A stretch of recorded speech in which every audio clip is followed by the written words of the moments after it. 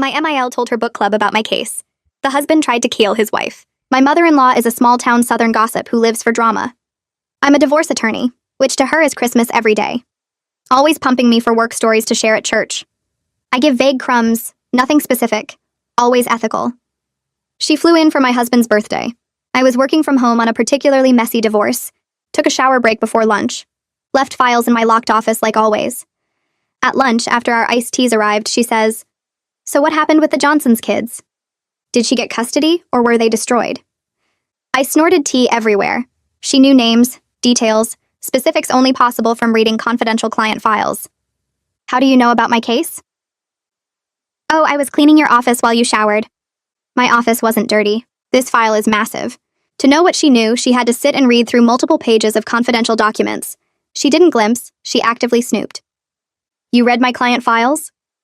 "Your office needed cleaning." I threw cash on the table, dragged her to the car, screaming the whole ride, "You could destroy my career. This is illegal. I could be disbarred. Clients could sue me." She kept saying I was overreacting, wouldn't tell anyone. Like that matters. She violated attorney-client privilege in my home. Got home, "Pack your things or I'll have you arrested for trespassing." You can't be serious. Pack. N-O-W.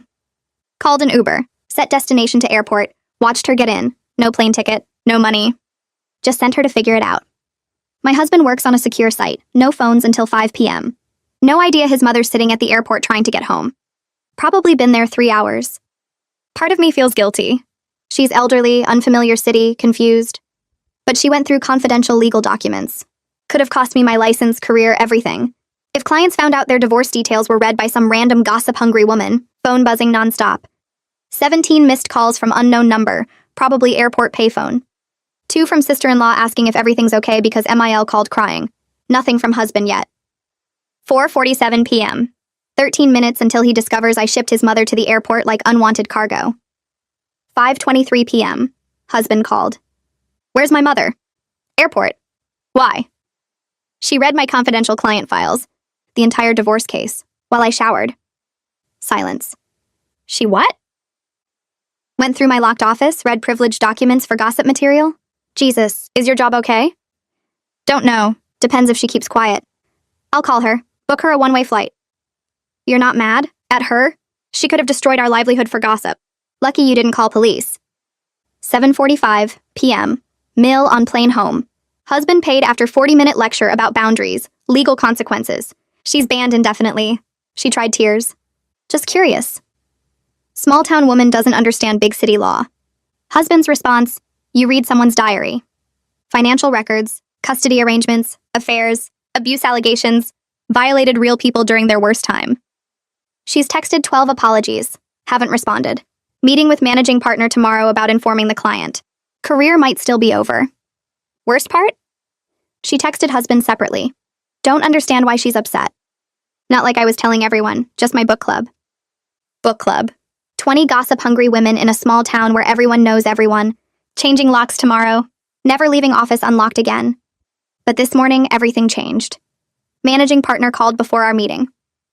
"We have a problem." About my mother-in-law? No, about the Johnson case she read. My stomach dropped. What about it? "Mrs. Johnson called. Says someone contacted her husband's lawyer with information only in your files." What? Details about hidden assets she disclosed to you. The offshore accounts, the mistress's pregnancy, things only in your confidential notes. That's impossible. The opposing counsel has it all. They're filing for full custody based on her mental health disclosures, using her therapy records against her. My mother-in-law doesn't even know opposing counsel. Your mother-in-law posted in a Facebook group last night. Prayer Warriors of Tennessee. Asked for prayers for a poor woman whose cheating husband is hiding money in the Caymans while his pregnant mistress gets everything. I pulled up Facebook. There it was. 147 comments. 89 shares. It gets worse, my partner continued. Mr. Johnson's lawyer? His paralegal is from your mother-in-law's hometown. No. They screenshot everything before it was deleted. They're filing a bar complaint. Malpractice suit. Mrs. Johnson's probably losing her kids because of this breach. My phone buzzed. Text from unknown number. The text is from Mrs. Johnson, and my hands shake as I read it. My lawyer just called. They're using my therapy records against me. How did they get those? You promised me confidentiality. I stare at my phone, unable to form a response that doesn't sound like the hollow excuse it is. My husband sits next to me on the couch, reading over my shoulder. His face goes pale when he sees the message. Neither of us says anything for what feels like hours but is probably just minutes. The silence feels heavy, like the air before a storm. My phone keeps buzzing with more texts from Mrs. G. Johnson, each one more desperate than the last. I can't bring myself to open them. My husband finally breaks the quiet. His voice comes out rough and broken. "I'm so sorry." I look at him and realize he's crying. Not just tearing up, but actually crying, tears running down his face. He's mourning both my career and the mother he thought he knew. His whole body shakes with it. I reach for his hand and we just sit there together, both of us crying now, both of us understanding that everything we've built is falling apart because his mother couldn't mind her own business. The night stretches on forever. Neither of us sleeps much. Every time I close my eyes, I see Mrs. I. Johnson's text, her words burned into my brain. The next morning comes too fast and too slow at the same time. I have a meeting scheduled with Wilhelmina Harvey, the attorney Mrs. A. Johnson hired to handle this disaster. My managing partner set it up yesterday before everything got even worse. I drive to her office downtown, my stomach churning the entire way. The building is one of those old converted warehouses, all exposed brick and industrial windows. Her office is on the 3rd floor. The receptionist leads me back immediately, no waiting, which somehow makes it worse. Wilhelmina stands when I enter and she doesn't offer to shake my hand. She's tall, maybe 6 feet, with gray hair pulled back tight and glasses that make her eyes look huge. She gestures to a chair across from her desk and I sit. She doesn't waste time on pleasantries or small talk. Her voice is direct and cold. Opposing counsel is pushing for emergency custody modification. They filed the motion yesterday afternoon. I nod, unable to speak. She continues without waiting for a response. "They're using the mental health revelations from your files. Your mother-in-law's Facebook post gave them enough specific details to know exactly what to request in discovery." My throat feels tight. What are Mrs. Johnson's chances? Wilhelmina's expression doesn't change. Not good. The information about her postpartum depression and current anxiety treatment is exactly what they needed. She pulls out a folder and opens it, showing me documents I recognize from my own files. Seeing them here, in another attorney's office, being used against my client, makes me feel sick. Wilhelmina explains that Mrs. Johnson had disclosed her past struggles with postpartum depression after her first child was born. She'd been honest about currently seeing a therapist for anxiety related to the divorce. All of it was shared in confidence, never expecting it would be turned into a weapon. Now, Mr. Johnson's lawyer is painting her as mentally unstable. They're arguing she's unfit for primary custody. They're using her honesty against her, twisting her responsible choice to seek help into evidence of incompetence. Wilhelmina shows me the motion they filed. The language is brutal. Words like documented mental instability and ongoing psychological treatment and history of depression. All technically true, but stripped of context, made to sound dangerous. Mrs. Johnson trusted me with her most private struggles, and now they're being broadcast in a courtroom, used to take her children away. The irony isn't lost on me that my mother-in-law's gossip has caused exactly the kind of harm I've spent my career trying to prevent. I lean forward, desperate to help somehow. I'll testify. I'll explain exactly how the breach occurred. I'll take full responsibility. Wilhelmina shakes her head before I finish speaking. Her voice stays flat and professional. That won't help. I start to argue, but she cuts me off. Your testimony will make things worse. You'll be highlighting how carelessly the information was handled in the first place. The words hit like a physical blow. She's right. Me getting on the stand and explaining that I left confidential files in an unlocked room, that I trusted my mother-in-law not to snoop, that I failed to protect my client's most sensitive information, that won't help Mrs. Johnson. It'll just underscore how badly I failed at my most basic duty. Wilhelmina closes the folder. The best thing you can do for Mrs. Johnson now is stay away from this case entirely. Let me handle the damage control. I nod, knowing she's right but hating it anyway. Walking out of her office feels like walking away from a car accident I caused, leaving someone else to deal with the wreckage. That afternoon, my phone rings. Unknown number. I almost don't answer, still shaken from the meeting with Wilhelmina, but something makes me pick up. It's Mrs. Johnson. Her voice sounds completely different from the last time we spoke. All the energy is gone. She sounds exhausted, beaten down, like someone who hasn't slept in days. Why? Just that one word, but it carries so much weight. I brace for anger, for yelling, for the rage I know I deserve. Instead, there's just this tired, broken question. Why did this happen? Why did I let it happen? Why did I fail her? I try to explain about my mother-in-law, about the locked office, about not knowing she would violate that boundary. The words sound pathetic even as I say them. I trusted the wrong person in my own home. It's the only honest answer I have. Mrs. Johnson is quiet for a long moment. When she speaks again, her voice cracks. I trusted you. Those 3 words destroy me more completely than any angry tirade could. She trusted me with her secrets, her fears, her vulnerabilities. She told me things she hadn't told anyone else. And I let those things get stolen and used against her. The silence stretches between us, heavy with everything we can't say. Mrs. Johnson starts talking again, her words tumbling out in a rush. Her kids are confused and scared about the sudden custody hearing. They don't understand why they might have to move, why everything is changing so fast. Her ex-husband is using this chaos to paint her as the villain. He's telling them that mommy caused all this trouble, that mommy's problems are why their lives are being turned upside down. He's twisting the narrative, making himself the stable parent, and her the unstable one. The pain in her voice when she talks about her children makes me feel physically sick. My stomach churns, and for a moment I think I might actually throw up. These are real kids, real lives being damaged because my mother-in-law couldn't resist reading other people's private business. Mrs. Johnson describes her daughter asking why daddy's lawyer knows about mommy's doctor visits. She describes her son crying because he doesn't want to live at daddy's house with the new girlfriend. I close my eyes, but I can still hear every word, each one cutting deeper. When she finally hangs up, I sit in my car in the parking lot and cry until I can't anymore. I need to understand exactly how this happened, need to document the chain of events for the bar investigation that's definitely coming. I call Rosa McKee, a private investigator I've worked with on several cases over the years. She's good at tracing information, following digital trails, connecting dots that seem unconnected. I explain the situation, leaving nothing out. Rosa listens without interrupting, and when I finish, she says she'll start immediately.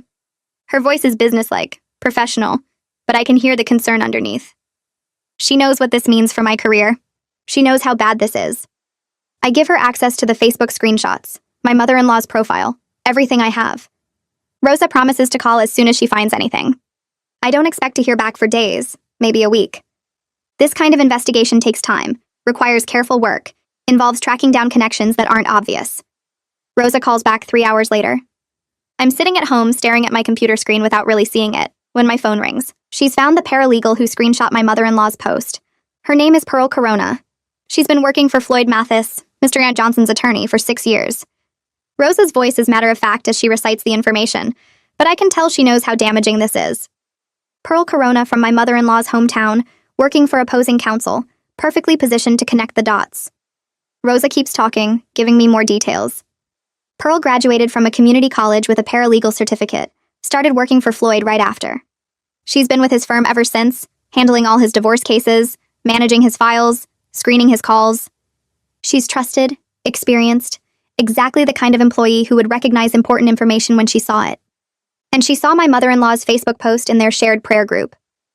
Rosa digs deeper and finds the connections I was dreading. Pearl and my mother-in-law attend the same church. Not just any church, but a small congregation where everyone knows everyone. They're in the same book club. They're in the same prayer group on Facebook. The group is called Prayer Warriors of Tennessee, and it has about 50 members, all women from their hometown and surrounding area. My mother-in-law posted asking for prayers for a poor woman whose cheating husband is hiding money in the Caymans while his pregnant mistress gets everything. Rosa reads the exact wording to me, and I feel my chest tighten. Those specific details, the offshore accounts, the Cayman Islands, the pregnant mistress, they're all from my files. All from information Mrs. Johnson shared with me in confidence. Pearl saw that post and recognized enough details to know it matched her boss's case. Small towns, everyone knowing everyone's business, and my mother-in-law's need to gossip just destroyed my client's life. The next morning, I meet Rosa in person at a coffee shop downtown. She brings her laptop and a folder full of printed documents. We sit in a corner booth away from other customers. Rosa opens her laptop and shows me the full digital trail she's constructed. Screenshots of the Facebook post timestamped to show exactly when it went live. Screenshots showing when Pearl saw it, when she captured it, when she forwarded it. Rosa has built a complete timeline. The post appeared at 8:32 p.m. Pearl screenshotted at 8:51 p.m., just 19 minutes later.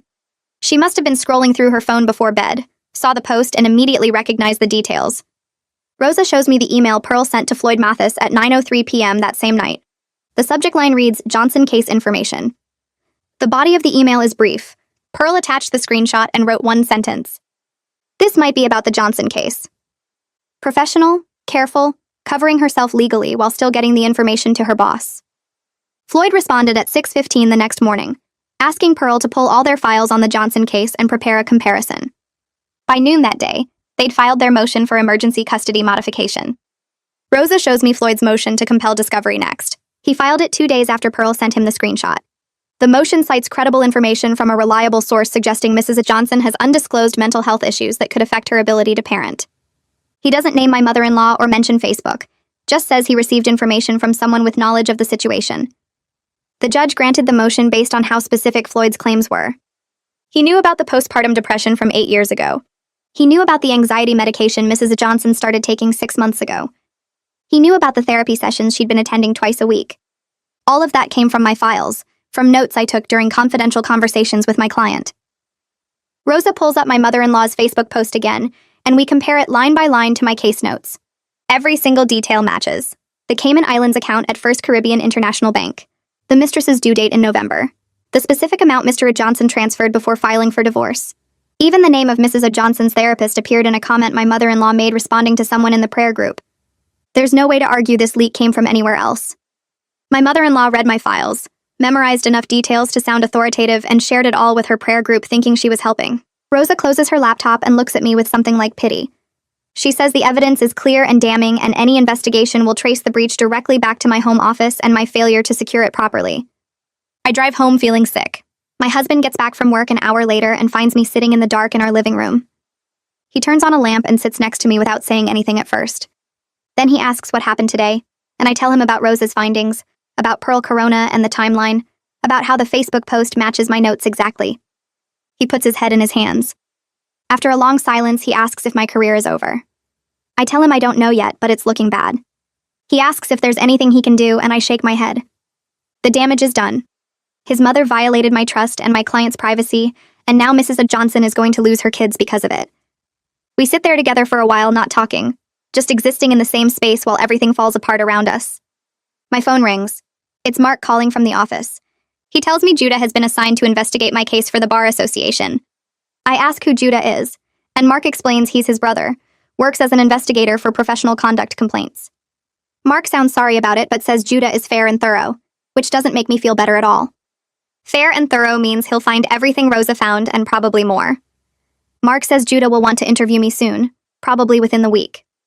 I thank him for the heads up and hang up. 2 days later, a thick envelope arrives by certified mail. Inside is formal notice that Donovan Steele, a Bar Association prosecutor, is handling the ethics complaint against me. The charges are laid out in careful legal language. Failure to maintain client confidentiality, negligent security of privileged information, violation of professional conduct rules. Each charge cites specific rule numbers and includes a description of the alleged violation. Reading it makes everything feel more real and more terrible. This isn't just my managing partner being concerned or my client being upset. This is the state bar formally accusing me of professional misconduct that could end my license to practice law.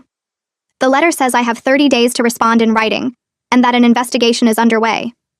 It lists Judah as the assigned investigator and provides his contact information. I'm supposed to cooperate fully with his investigation or face additional charges for obstruction. I put the letter down and stare at it for a long time. My husband finds me like that when he comes home, still staring at the letter on the kitchen table. He reads it over my shoulder and I hear him take a sharp breath. Then his phone rings. It's his sister. I can hear her voice from across the room, high and defensive. My husband walks into the other room to take the call, but I follow him because I need to know what she's saying. She's trying to defend their mother, saying she's just an old woman who doesn't understand technology. My husband cuts her off and tells her this has nothing to do with understanding Facebook. His mother read confidential work files that didn't belong to her. She violated attorney-client privilege. She destroyed someone's custody case. His sister keeps trying to make excuses and my husband keeps shutting them down. Finally, I take the phone from him. I tell her that her mother didn't accidentally see something on a computer screen. She sat in my office and read through pages of confidential documents. She memorized details about offshore accounts, therapy sessions, affairs, custody arrangements. Then she posted it all on Facebook asking for prayers. Reading someone's confidential work files has nothing to do with understanding technology. It's about basic respect and boundaries, and her mother violated both. My sister-in-law goes quiet. Then she says her mother is crying and feels terrible. I tell her that feeling terrible doesn't undo the damage. Mrs. Johnson is losing her children because of what her mother did. That's not something an apology can fix. I hang up before she can respond. An hour later, my phone rings again. This time it's Elias, my sister-in-law's husband. He sounds calm and reasonable, like he's trying to be the peacemaker. He says he understands we're upset, but maybe we could all sit down and talk this through. He offers to mediate between us and my mother-in-law, help us find some common ground. I tell him there's nothing to mediate. His mother-in-law needs to acknowledge the full scope of what she's done and stop making excuses. Until she does that, there's nothing to talk about. Elias tries to argue that she does understand, she's just having trouble expressing it. I tell him that if she understood, she wouldn't have texted my husband saying she didn't know why I was so upset since she was only telling her book club. Understanding means accepting that she violated confidential files and destroyed a client's custody case. It means accepting that this isn't about hurt feelings. It's about professional ethics and real consequences for real people. Elias goes quiet. Then he says, maybe we all need some time to cool down. I tell him time isn't going to change the facts or fix what's been broken. I hang up. That night I don't sleep. I lie in bed staring at the ceiling, replaying everything in my head. The next morning, I call a therapist named Kara, who was recommended by a colleague. I tell her I need to see someone because I'm not sleeping and having panic attacks about my career ending. She has an opening that afternoon and I take it. Her office is in a quiet building downtown. She's maybe 50, with gray hair and kind eyes. I sit on her couch and everything comes pouring out. My mother-in-law reading my files, the Facebook post, Mrs. Johnson losing custody, the bar complaint, the malpractice suit, the feeling that everything I've worked for is crumbling and there's nothing I can do to stop it. Kara listens without interrupting. When I finish, she asks me what I'm feeling right now. I tell her angry, scared, guilty, all of it at once. She asks me to separate those feelings and look at each one. The anger is at my mother-in-law for violating my trust in my office. The fear is about losing my license and my career. The guilt is about Mrs. Johnson and her kids. Kara helps me understand that I can take responsibility for my part, while still recognizing I was violated by someone I trusted. She says I made a mistake leaving my office unlocked even briefly, but my mother-in-law made a choice to snoop through confidential files. Both things can be true at the same time. Over the next few sessions, Kara keeps asking me questions that make me think deeper about what's happening. She asks what I'm most afraid of. At first I say losing my job, but she pushes me to go deeper. I realize it's not just losing my job, but losing my identity as someone who protects vulnerable people. I became a divorce attorney because I wanted to help people during the worst time of their lives. I wanted to be the person they could trust with their secrets and their fears. My mother-in-law turned me into the person who hurt my own client. She took my identity as a protector and twisted it into something harmful. That's what I can't forgive. Kara helps me see that my identity isn't destroyed, it's damaged, and there's a difference. I can rebuild trust. I can take better precautions. I can learn from this and become even more careful about protecting client information. But first I have to accept what happened and stop trying to undo it in my mind. The damage is done. Mrs. Johnson's custody hearing is coming up, and there's nothing I can do to change the outcome now. The hearing happens on a Wednesday morning. I'm not there because Wilhelmina told me my presence would only make things worse. I stay home and wait for the phone to ring. It rings at 2 in the afternoon. Wilhelmina's voice is flat when she tells me the results. Mrs. Johnson lost primary custody. She now has supervised visitation only, pending a full psychological evaluation that could take months. The judge ruled that the undisclosed mental health issues combined with the chaos of the leaked information suggested instability that needed to be addressed before she could have unsupervised time with her children. Wilhelmina says Mrs. Johnson sat in the courtroom and cried while the judge read the ruling. Her ex-husband looked smug. His lawyer looked satisfied. The whole thing was over in less than an hour. Years of Mrs. Johnson documenting her husband's affairs and hidden assets, all the work we did building her case, all of it destroyed because my mother-in-law couldn't resist gossip. I thank Wilhelmina for calling and hang up. Then I sit on my couch and stare at nothing for a long time. The next day, I get an email from Wilhelmina with an update. Mrs. Johnson's kids are moving in with their father and his pregnant mistress this weekend. The exact scenario Mrs. Johnson was trying to prevent is now happening because of my mother-in-law's Facebook post. Everything she worked to protect them from, all the evidence she gathered about her husband's deception and financial hiding, none of it mattered in the end. The judge focused entirely on her mental health and decided she was the unstable parent. Her ex gets to play the responsible father while his mistress moves into the house Mrs. Johnson used to share with him. The kids will watch their father's new baby be born, while they're only allowed to see their mother for a few supervised hours each week. Wilhelmina says Mrs. Johnson is devastated but trying to stay strong for her children. She's starting the psychological evaluation process and hoping to get her custody back eventually, but it could take a year or more. In the meantime, her kids are living with the man who cheated on her and hid money from her, the man she was trying to protect them from. All because my mother-in-law read my files and posted about it on Facebook. The letter arrived 2 days later in a thick manila envelope. I opened it at my kitchen table while my husband made coffee, and the words hit me like physical blows. Mrs. Johnson's malpractice attorney laid everything out in cold legal language. They were claiming damages for her custody loss, all her legal fees from the emergency hearings, ongoing therapy costs for her and the kids, and emotional distress. The number at the bottom made my hands shake. 6 figures, maybe 7 depending on how the custody situation played out long term. My husband read over my shoulder and went quiet. We both knew what this meant. Our savings would be gone. Maybe the house too if it went to trial and the jury felt sorry for her. Which they would, because any reasonable person would. I called our insurance company first thing and spent an hour on hold before talking to someone who could actually help. They transferred me 3 times. Finally got someone who reviewed our homeowner's policy and told me what I already suspected. Professional negligence wasn't covered. The policy protected us if someone slipped on our steps or if a tree fell on a guest. It didn't protect me from failing to secure confidential client files. I'd need professional liability insurance for that, which I had through the firm, but only for work done at the office, not for files I brought home. The insurance rep suggested I contact a personal attorney. My husband found someone that afternoon through a colleague at his work. We met with her the next morning at her office downtown. She was young, maybe 5 years out of law school, but came recommended. She reviewed the malpractice letter while we sat across from her desk. Her expression stayed neutral, but I could see her taking notes in the margins. She looked up after 10 minutes and asked about our assets. We walked her through everything. The house with about 40% equity, 2 car payments, retirement accounts we couldn't touch without penalties, savings that would cover maybe 3 months of the claim. She did some quick math on her calculator and pushed it across the desk so we could see. Even in a best-case scenario where we settled early and avoided trial, we were looking at draining everything liquid and probably taking out a second mortgage. She asked about my professional liability insurance, and I explained the work-from-home situation. She made a note and said that was going to be the central issue, whether I was acting within the scope of my employment when I brought files home. If yes, the firm's insurance might cover it. If no, I was personally liable for everything. She said she'd need to review my employment contract and the firm's policies on remote work. My husband asked what our chances were of winning if it went to trial. She was honest. Not good.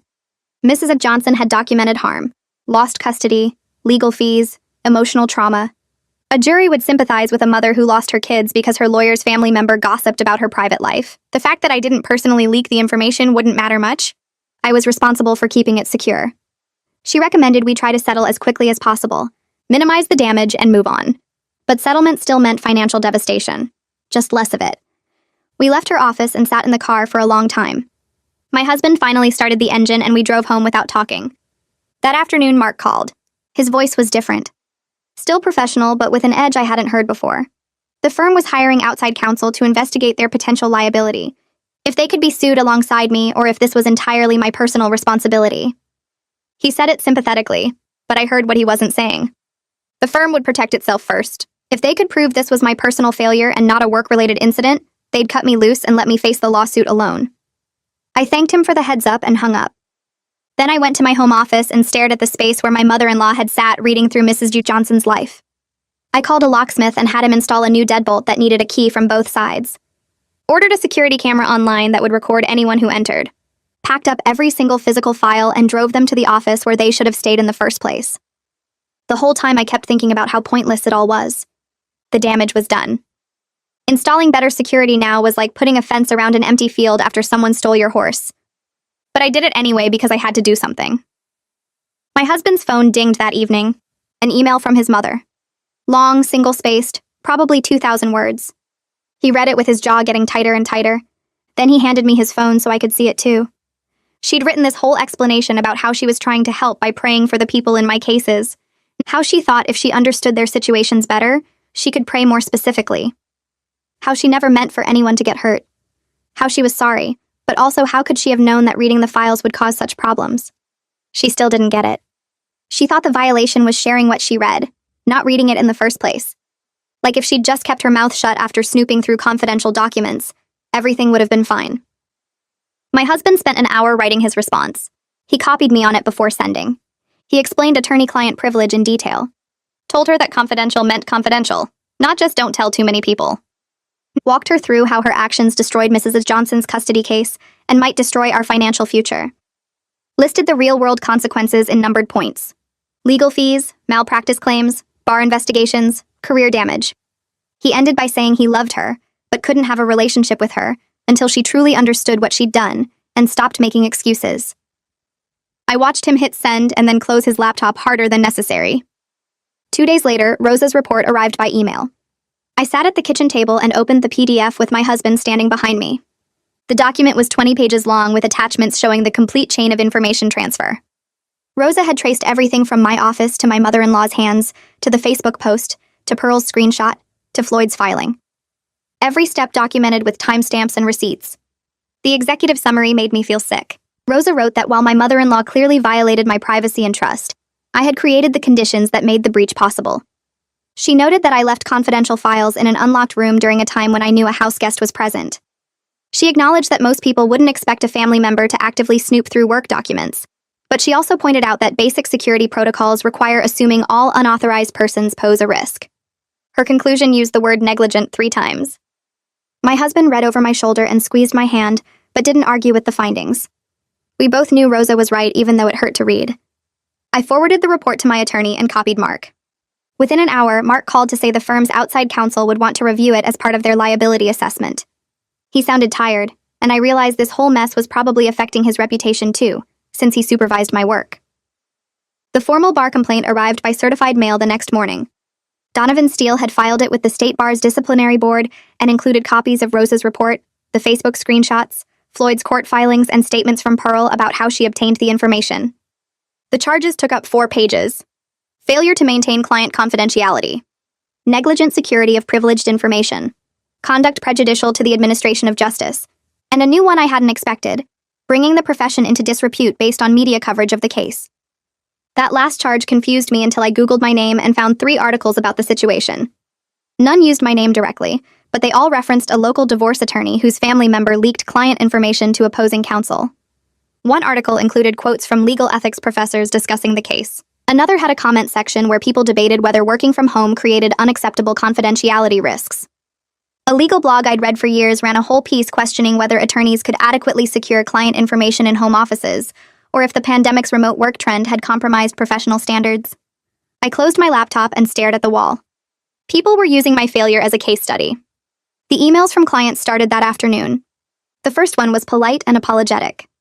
A woman going through a contested divorce asked if it might be better for her to work with a different attorney given the current circumstances.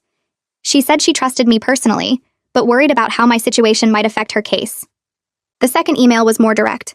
A man in a custody dispute said he needed to protect his interests and requested immediate transfer to another lawyer at the firm. The third didn't bother with explanations, just asked for all files to be transferred and the attorney-client relationship terminated. I forwarded all 3 to Mark without comment. He called me 20 minutes later and said he'd handle the transitions personally and make sure the clients understood this was about managing their concerns, not about my competence. We both knew what he wasn't saying, that my reputation was fundamentally damaged, and more clients would probably follow. He asked if I wanted him to send a memo to current clients explaining the situation, and I said no, because that would just draw attention to something they might not have heard about yet. Better to handle requests as they came in than create panic. My husband came home from work that evening and found me sitting in the dark. He turned on the lamp and sat next to me without speaking. After a while, he said he'd taken the next week off work to help me prepare for whatever came next. He'd talked to his supervisor and explained the situation, and they'd approved the leave immediately. He said we needed to get organized, make a plan, figure out what the bar hearing would involve, and how to handle the malpractice claim. His voice was steady, but I could see the stress in his face. The lines around his eyes looked deeper, and he'd been grinding his teeth at night, something he only did when really worried. I leaned against him and said I was sorry for dragging him into this mess. He said I hadn't dragged him anywhere, that his mother had created this disaster and he was going to help me survive it. Then he asked what I needed, and I told him I just needed him to keep showing up, which he'd already been doing. We ordered takeout and spent the evening going through Rosa's report together, making notes about timeline discrepancies and possible defenses. It felt better to do something productive instead of just sitting with the dread. Wilhelmina called the next morning while I was making coffee. She said she had news that might help with the bar hearing. Mrs. Johnson had agreed to provide a statement confirming that I'd always been professional and careful with her information before this incident happened. Wilhelmina said Mrs. Johnson didn't excuse what happened and was still angry about the consequences, but she wanted the bar to know this wasn't a pattern of careless behavior. She recognized that I'd protected her confidentiality for months until my mother-in-law violated that protection. I asked why Mrs. Johnson would help me after everything that happened to her, and Wilhelmina said we should talk in person. She suggested meeting at her office in an hour. I drove downtown and met Wilhelmina in a conference room overlooking the city. She had Mrs. Johnson on speakerphone. Mrs. Johnson's voice sounded different from I remembered, harder and more tired. She said she'd spent a lot of time thinking about what happened and who was actually responsible. She said she was angry at me for leaving my office unlocked and for not having better security, but she was furious at my mother-in-law for reading private documents and sharing them publicly. She said there was a difference between my negligence and my mother-in-law's malice. She understood that I'd made a mistake by trusting someone in my own home, but my mother-in-law had actively chosen to violate her privacy multiple times, first by reading the files and then by posting about them online. Mrs. Johnson said she recognized who had actually read and shared her information, and it wasn't me. She said her statement for the bar wouldn't excuse my security failure, but it would confirm that I'd always treated her case with professionalism and care up until that point. After she hung up, Wilhelmina told me that Mrs. Johnson was trying to separate her anger at the situation from her anger at specific people.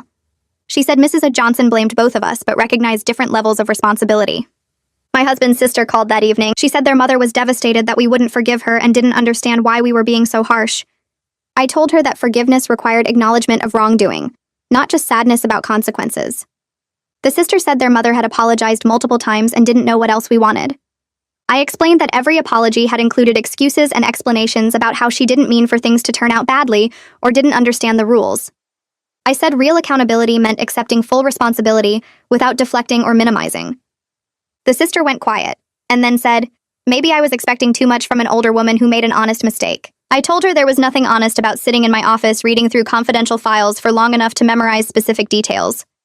The sister said I was being cruel and hung up. Elias called 2 days later.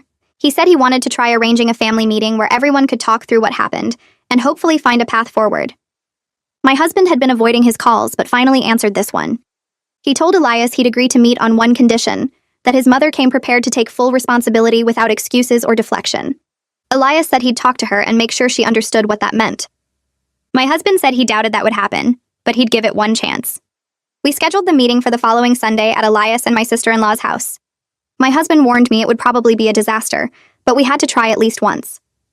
Sunday came and we drove to their house in silence. My mother-in-law's car was already in the driveway. We walked in and found everyone sitting in the living room looking uncomfortable. My mother-in-law stood up when she saw us and started talking immediately. She said she'd been thinking about everything that happened and wanted us to understand that she never meant to cause problems. She said she was just trying to understand my work better, so she could pray more specifically for the people involved. She said she didn't know reading the files would cause such serious issues, and didn't mean for anyone to get hurt. My husband stood up before she finished. He said she still didn't get it, that she was still making excuses and explaining her intentions instead of taking responsibility. He said the violation wasn't sharing what she read, it was reading it in the first place. My mother-in-law started to respond, but he walked out. I followed him to the car where he sat gripping the steering wheel. We'd been there less than 10 minutes. I followed him out to the car, and we sat there for a while before he started the engine. The drive home was quiet, except for the sound of tires on pavement, and his hands gripping the steering wheel too tight. When we got inside, he went straight to the kitchen and stood there staring at nothing. I made coffee neither of us wanted, and we sat at the table until he finally spoke. He told me he was done trying to fix things with his mother. Not just for now, but until she actually changed as a person, which he didn't think would ever happen. He said he'd spent 30 years making excuses for her behavior and watching her hurt people without ever taking real responsibility. This was just the biggest example of something she'd always done. I nodded and we finished our coffee in silence. The next morning, I had my appointment with Kara. I'd been seeing her for 2 weeks and still felt like I was drowning. I sat in her office and told her about the failed family meeting and how my mother-in-law still couldn't admit what she'd done without adding excuses. Kara listened and then asked me what I was most angry about. I said everything. The files, the Facebook post, Mrs. Johnson losing her kids, my career hanging by a thread. She nodded and said I could be angry at my mother-in-law and also feel guilty about Mrs. Johnson at the same time. That holding both feelings didn't make either one less valid. She said accepting some responsibility for leaving files accessible didn't mean accepting all the blame for what happened. My mother-in-law made a choice to read those files and another choice to post about them online. Those were her actions, not mine. I left feeling slightly less like I was crushed. 2 days later, I got an email from the Bar Association. The hearing was scheduled for 6 weeks out. 6 weeks to prepare a defense for something that felt indefensible. I met with my attorney that afternoon and we started building our argument. We were going with the angle that I'd taken reasonable precautions and that the breach resulted from an extraordinary violation of trust by a family member. My office was locked, the files were secure, I had no reason to believe someone I trusted in my home would actively snoop through confidential documents. My attorney said it was our best shot, but warned me the bar might not see it that way. They might argue I should have anticipated all household members as potential risks. 3 weeks before the hearing, Donovan's pre-hearing brief arrived. I read it twice and felt sicker each time. He argued that reasonable precautions must account for all household members, and that leaving confidential files in an unlocked room, even briefly, constitutes negligence. He pointed out that attorney-client privilege is absolute, and that any breach, regardless of how it occurs, demonstrates insufficient security measures. His argument was legally sound even if it felt harsh. He was doing his job, building a case based on facts and precedent. The fact that those facts might destroy my career was irrelevant to his legal reasoning. I started gathering character references the next day. I reached out to former clients, colleagues, judges I'd appeared before. Everyone responded quickly with letters emphasizing my professionalism and ethical standards. One judge wrote 3 paragraphs about my dedication to protecting client confidentiality in court proceedings. A colleague detailed how I'd once refused to discuss a case with her, even though we worked at the same firm because she wasn't directly involved. Former clients described how safe they'd felt sharing sensitive information with me. I collected 15 letters total, each one a testament to years of careful, ethical practice. But I knew the bar panel would focus on this one catastrophic failure, not the hundreds of cases I'd handled properly before it. Mrs. Johnson's malpractice attorney called me directly 4 weeks before the hearing. Her voice was professional but cold as she laid out their demands. They wanted compensation covering Mrs. Johnson's legal fees from the custody battle, her therapy costs, and a substantial amount for loss of custody time with her children. She quoted a number that made my stomach drop. I told her I'd need to discuss it with my attorney, and she said they'd wait 1 week for a response before filing the formal lawsuit. My attorney spent 3 days negotiating with them. Every time he called with an update, the number got slightly smaller but stayed devastating. We finally reached a settlement that would wipe out most of my savings, but wouldn't force us to sell our house.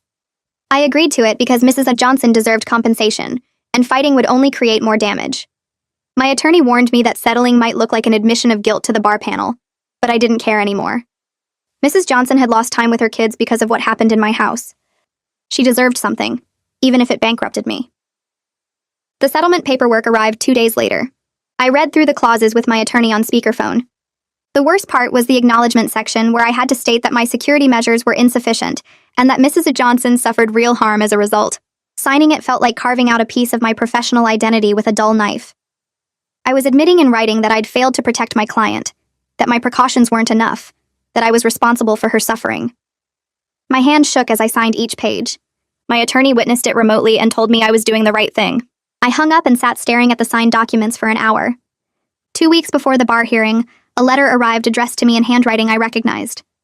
My mother-in-law had sent it directly instead of through my husband. I almost threw it away unopened, but curiosity won. She wrote that she'd been thinking about everything that happened and wanted me to know she was sorry. She said she was wrong to read my files and wrong to post about them on Facebook. She understood now that she'd caused serious harm to real people, and she took full responsibility for her actions. She hoped I could forgive her someday, but understood if I couldn't. The letter was 2 pages of what looked like genuine remorse without excuses or explanations. I showed it to my husband that evening and he read it twice before handing it back. He said it sounded like his sister wrote it, which told me everything about its sincerity. The timing was too convenient, coming right before my hearing when an apology from her might help my case. The language was too careful, too legally precise. My mother-in-law didn't talk like that.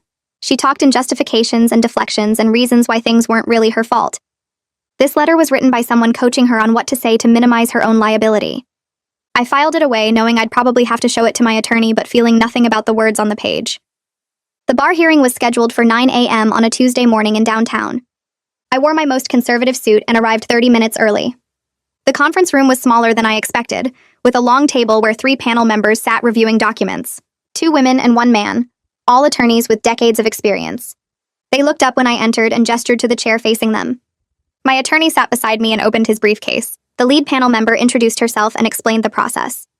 I would testify first, then they'd hear from the investigator, then witnesses, then arguments from both sides.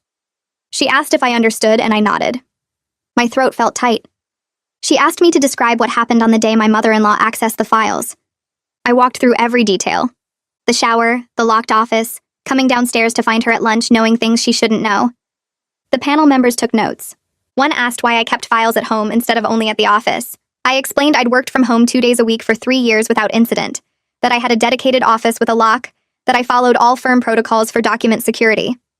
Another panel member asked if anyone else had keys to my office, just me and my husband, and he'd never gone in there without permission. The third panel member leaned forward and asked the question I'd been dreading. Had I considered that family members visiting my home posed a security risk to confidential information? I admitted I hadn't. My mother-in-law had visited before and never gone into my office. I'd trusted that a locked door and basic respect for boundaries would be enough. The panel member wrote something down that made my stomach hurt. Judah walked in carrying a thick folder and took the witness chair. He was professional and thorough as he presented his findings. He'd interviewed me, my husband, my mother-in-law, several people from her church, and the paralegal who screenshot the Facebook post. He'd traced exactly how information traveled from my files to the courtroom. His conclusion was careful but clear. I hadn't intentionally violated confidentiality, but I'd failed to adequately secure client information against reasonably foreseeable risks. He said family members accessing a home office wasn't unforeseeable, especially during visits. He said leaving confidential files in an unlocked room, even briefly, created unnecessary risk. He said my security measures were adequate for routine circumstances, but not sufficient for the heightened risk of having house guests. The panel members asked him several questions about whether I'd violated any specific bar rules. He said yes, the rules requiring attorneys to make reasonable efforts to prevent unauthorized access to confidential information. One panel member asked if he thought I was negligent or just unlucky. He paused before answering. Both, he said. Unlucky that my mother-in-law chose to snoop, but negligent in not anticipating that possibility and taking additional precautions. The words hit like a physical blow, even though I'd known they were coming. The screen at the end of the table flickered on, and Mrs. Johnson appeared via video conference. She looked tired and older than I remembered. The panel chair asked her to describe how the breach had affected her and her children. Mrs. Johnson spoke quietly but clearly. She said I'd been a good attorney who listened to her and fought hard for her interests. She said she'd trusted me completely with the most painful details of her marriage and her struggles. She said learning that a stranger had read about her therapy and her private fears felt like being violated all over again. She described the custody hearing where her ex-husband's lawyer used her own words against her. The panic attacks she'd disclosed to me in confidence, the medication she took for anxiety, the postpartum depression she'd worked through years ago. All of it presented as evidence she was unstable and unfit. She said her children now lived primarily with their father and his pregnant girlfriend. She saw them every other weekend instead of having them with her most of the time like before. Her voice broke when she talked about her daughter asking why mommy couldn't come to the school events anymore. Two of the panel members looked visibly affected. One woman's expression hardened with what looked like anger, though I couldn't tell if it was directed at me or the situation. Mrs. Johnson finished by saying she didn't think I was a bad person, but that what happened had destroyed her family. The screen went dark, and the room stayed silent for a long moment. Donovan took his turn and argued that the bar should suspend my license for at least 1 year. He stood at the end of the table and spoke directly to the panel. Confidentiality is the foundation of the attorney-client relationship, he said. Without it, clients can't trust their lawyers, and the entire legal system breaks down. He said my failure to secure client information had resulted in exactly the kind of harm the confidentiality rules are designed to prevent. A vulnerable person going through a divorce had her private struggles used as weapons against her. Her children had been removed from her primary care because I didn't take adequate precautions. He said intent doesn't matter when the consequences are this severe. He said every attorney has a duty to anticipate risks and protect against them, and I'd failed that duty. He said a strong suspension would send a message that confidentiality breaches have serious consequences, regardless of how they occur. He sat down and the panel members reviewed their notes. My attorney stood and made his argument for a public reprimand and probation instead of suspension. He pointed to my clean record over 8 years of practice. He emphasized the extraordinary circumstances of a family member's deliberate betrayal of trust. He said I'd taken reasonable security measures that had worked successfully for years. He said suspending me would punish Mrs. Johnson further by preventing her from receiving the settlement money I'd agreed to pay. He said I'd already taken additional steps to prevent future incidents, including never working from home again and installing enhanced security measures. He said probation with mandatory ethics training would serve the bar's interests without destroying my career entirely. He argued that the real wrongdoer was my mother-in-law, who'd committed what amounted to theft of confidential information, and that I shouldn't bear the full weight of her actions. The panel members asked him questions about what supervision would look like during probation and how the bar could ensure I wouldn't have similar lapses in judgment. He answered each one carefully. The panel chair announced they would deliberate and asked us to wait outside. My husband was sitting in the hallway and stood up when he saw my face. We found chairs at the far end of the corridor away from everyone else. He took my hand and held it between both of his. Neither of us spoke for a while. Other people walked past, Attorneys and staff going about their normal business while my entire career hung in the balance. My husband squeezed my hand and said that whatever happened, we'd get through it together. I nodded but couldn't form words. 2 hours felt like 2 days. Every time someone opened the conference room door, my heart jumped. Finally, the panel chair appeared and asked us to come back in. The panel members had arranged themselves behind the table again with papers in front of them. The chair read from a prepared statement. They'd found that I had violated the rules regarding client confidentiality through negligent security practices. However, they'd also found that I had no intent to harm my client and had cooperated fully with the investigation. They'd considered my clean record, the extraordinary circumstances, and the steps I'd taken to prevent future incidents. Their decision was a 6-month suspension followed by 2 years of probation with mandatory ethics training. During probation, I'd need to submit quarterly reports on my security practices and complete advanced courses on confidentiality protection. The suspension would begin immediately. I could apply for reinstatement after 6 months by demonstrating I'd completed initial ethics requirements and showing I had adequate security measures in place. It was more than I'd hoped for, but less than I'd feared. I thanked them and left the room before my emotions could spill over. Mark called me that evening after I'd had time to process. He said the firm would welcome me back after my suspension ended. He'd already talked to the other partners about how to reintegrate me gradually. During probation, I'd work on internal matters and non-client-facing projects to rebuild trust slowly. Research, document review, training materials, things that didn't involve direct client contact. After probation ended, we'd reassess based on how things went. He said he believed I could recover from this professionally if I did the work. His tone was kind but realistic. This would follow me forever, but it didn't have to define me forever. I thanked him and meant it.